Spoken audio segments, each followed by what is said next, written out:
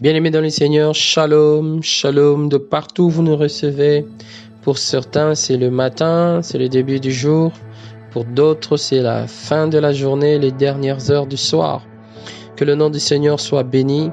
Nous le bénissons pour sa grâce, surtout la grâce de réfléchir, la grâce de méditer, car c'est ce à quoi nous nous invitons dans le cadre de notre podcast FESPA Christ, Festival de Parole de Christ. Et notre FESPA Christ du jour, nous la trouvons dans Matthieu chapitre 5, le verset 3. Je vais lire, la Bible déclare « Heureux le pauvre en esprit, car le royaume des cieux est à eux. » Jésus a dit « Heureux le pauvre en esprit ». Bien-aimés, voici une parole de contradiction. Être heureux dans la pauvreté.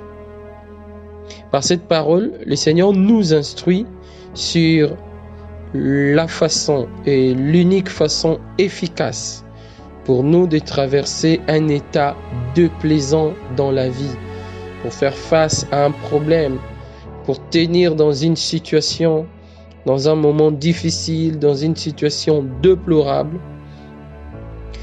Et cette façon unique consiste pour nous d'être conscient du fait de notre problème, comprendre notre problème, savoir dans quel problème nous sommes, réaliser notre incapacité, notre état zéro dans la situation, dans le problème dans lequel l'on pourrait se retrouver.